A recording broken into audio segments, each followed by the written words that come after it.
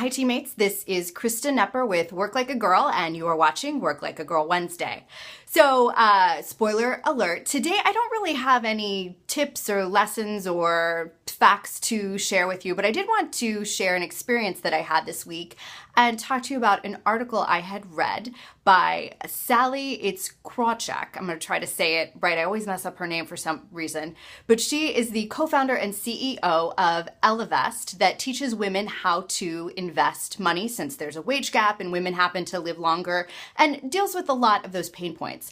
But she had written an article yesterday on LinkedIn that talked about her experience with being interrupted and spoken over, and not in the typical microaggression ways, but in some really visceral manners where she was told when she was at Citi after 2008 to sit down and shut up. And it made me think, because one of the suggestions that she offered in order to be heard at work as a woman was to arm yourself with data. And if any of you have witnessed me give a lecture or facilitate a training, that is my go-to. I am definitely a data nerd. I always arm myself with statistics and quantitative and qualitative information.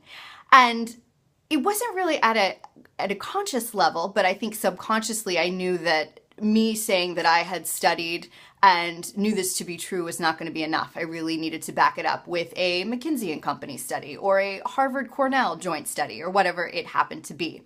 But it was interesting because this is Startup Week in San Diego, and I've been on some panels, and I gave a talk on diversity on Monday. And one of the interesting things that happened as I was facilitating Monday's discussion, and I was armed with my data as I always am, is that an older white gentleman stood up and wanted to know where all of the data had come from. And it was synthesized from a lot of different sources, so I attempted to relay from what I could remember as I was going through the presentation. You know, this is where this comes from, this is where this comes from. I don't remember, but I'm happy to obtain this for you. And in reading Sally's article, I guess the question I have for you is, when is enough enough? Is it enough for me to have the data? Do you need to know where it is from?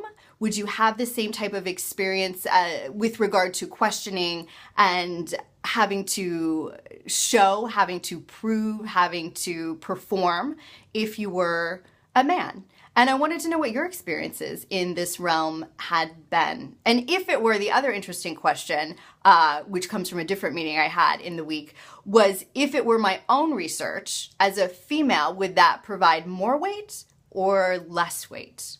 So just some interesting things to think about, and I don't have an answer, and I don't think that any of this is ill-intended, but I really like to get to the root of where these types of subconscious biases come from. I think it's really interesting. We can't fix the fact that the water's contaminated here. We have to go upstream and look at what is the root cause of all of this.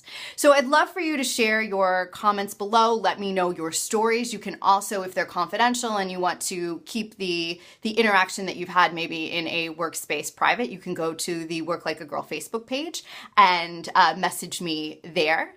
If you found this video helpful, or you know other people would like to be involved in the conversation, I invite you to share it. Knowledge is power. And let me know your thoughts. I'm really interested in continuing the dialogue. So until next week, this is Work Like a Girl.